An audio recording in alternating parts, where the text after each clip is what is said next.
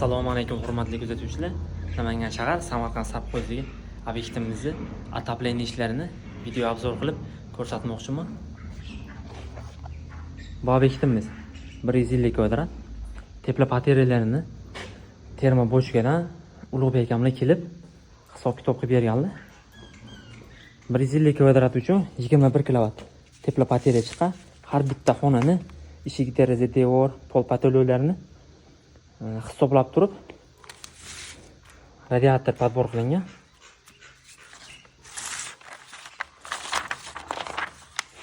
Opsi mana 21 kW. 7 ta xonadan iborat 14 ta radiator ustanib berganmiz. Bitta zalli podvali bor ekan, boshqa hamma uylarni tagi zaspga qilib to'ldirib tashalgan ekan, steyashka ekan. Hozir bitta xonamizni montaj bo'lganini bitta ko'rsatib o'taman.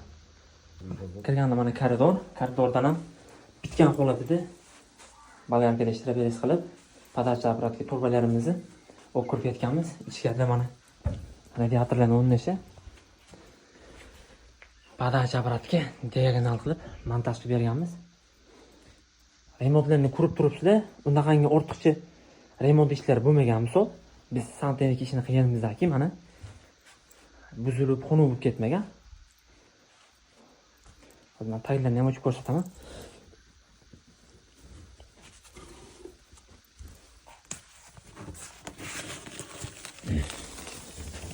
Mana akalar stashga qo'yib, chiroyli qilib bekitib qo'yilgan. Montajlari ham zaketli bo'lib, devor ichida qo'yib ketgan.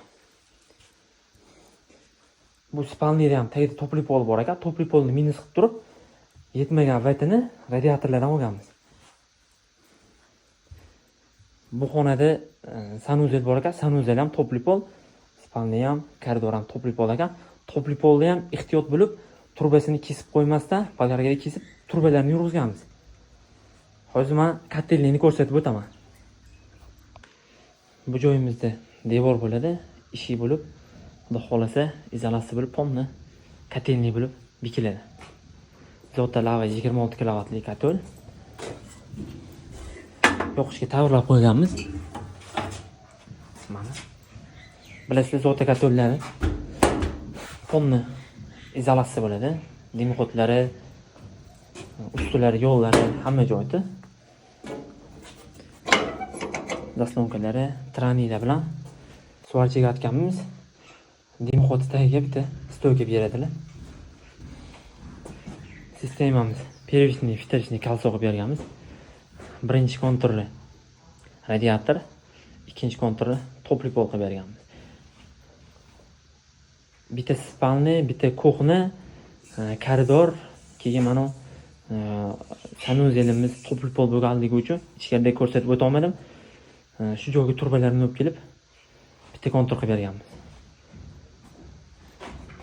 Bu sistemamiz ham kamchiliklarini aytib o'taman. Havo chiqarish uchun aerator qo'yilmagan ekan. Kelib turib havoni chiqarib, apparatgasdan qanaqangidir struchkalarni, musorlarni ushlab qolish uchun magnitli dishlamator qo'yilmagan.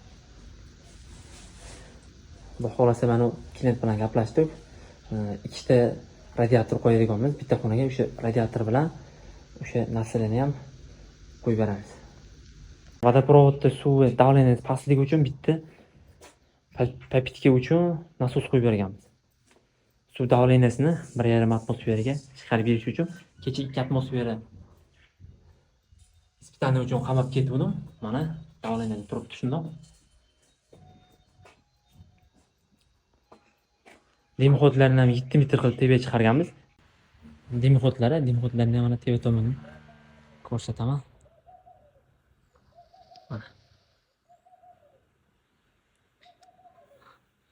Mana profillardan stoyka berib qo'yganmiz. Shamol bo'lsa qanaqangidir mahkam turishi uchun. Shifrni eng baland sathidan 120 atrofida ko'tarib qo'yganmiz. Katolyoz mana yoqib, graduslarni bir chekkadan sizlar bilan ko'rib chiqamiz mana.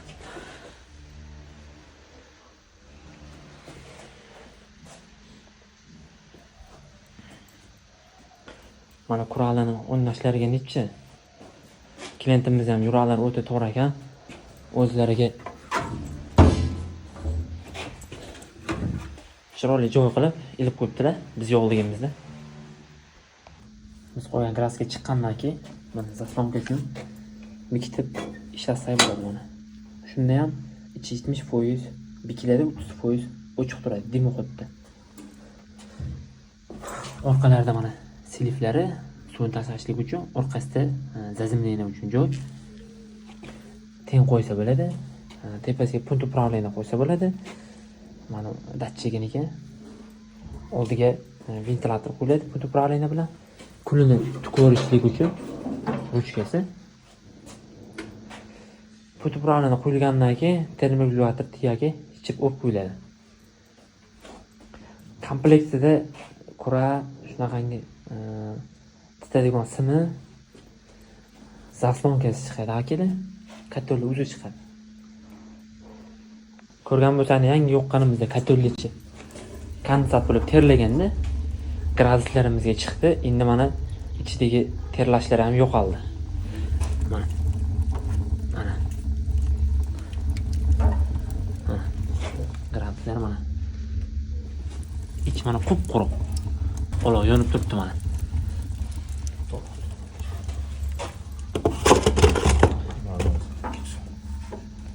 Katoli o'tin bilan qizdirib oldik. Endi qumur tashitdik. Radiator mana podaj обрат keladi. Podajsi 60, обраткasi 50.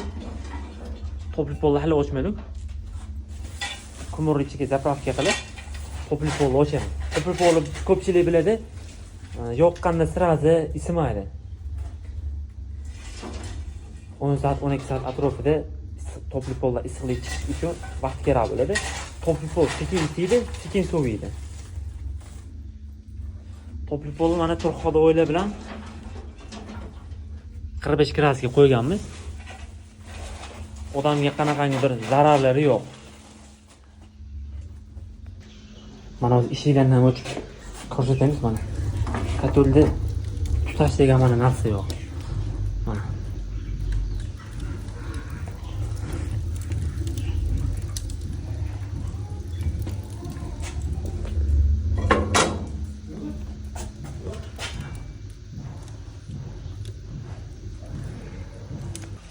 Topli pol radiator kontrolini ham ochdik. Katolda mana gradus mana pasayetdi. Termoregulyator ham past havoni yo'lini o'chib boradi. Mana. O'sha biz qo'ygan 70 gradusda.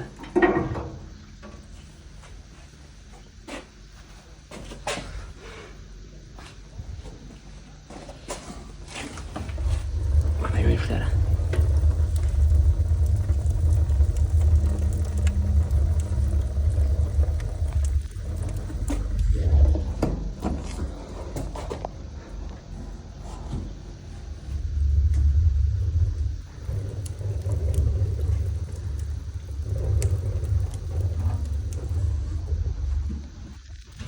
Termoregulyatorda mana 70 ga qo'yganmiz.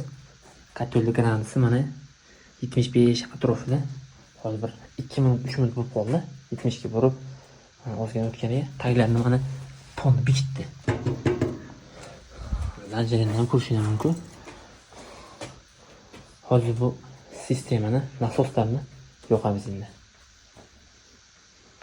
Akalar, bu katolimizni dimoqotini tortishni o'zi sizlarga bitta ko'rsatib o'taman. Qo'limizda mana bitta varoq. Trani zagrushkasini olib turib,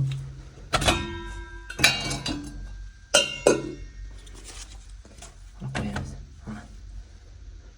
Dimoqot o'ta zo'r.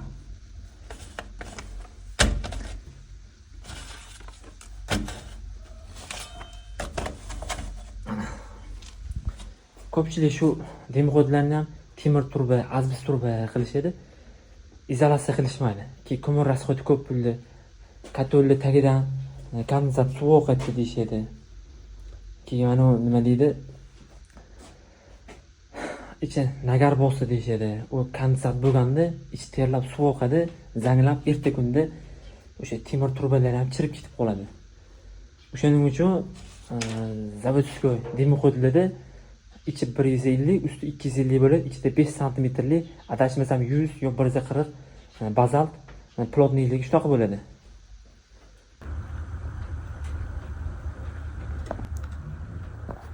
Akalar mana tortishi faqat mana tepaga qarab tortyapti.